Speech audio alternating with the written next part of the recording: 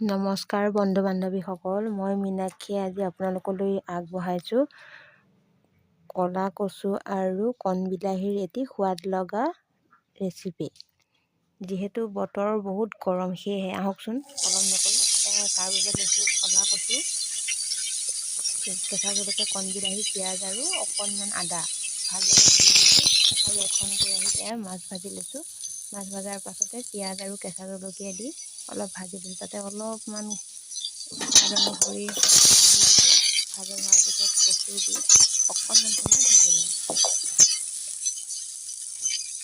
সোৱাদ অনুসৰি নিমখ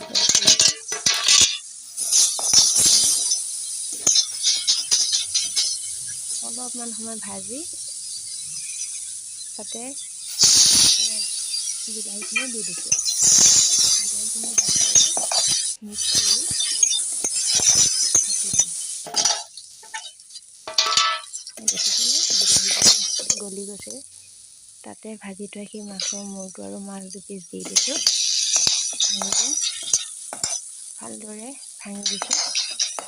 জুইটো অলপ কমাই ল'ব।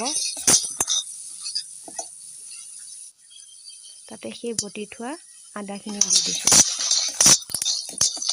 এতিয়া সকলোখিনি মিশ্ৰণ ভালদৰে কৰি অকণমান সময় ভাজিব লাগিব।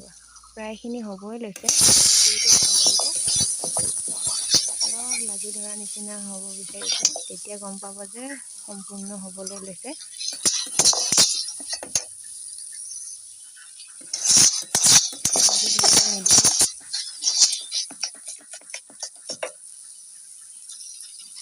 এতিয়া কেৰাহীটো নমাই থৈছোঁ আৰু আহকচোন সম্পূৰ্ণ হোৱাৰ পাছত এই বাতিটোৱে দেখোঁতে খাব মন গৈছে। আপোনালোকেও ট্ৰাই কৰি চাবচোন। এয়া মই ঘৰতে বনোৱা আচাৰ। Bye bye.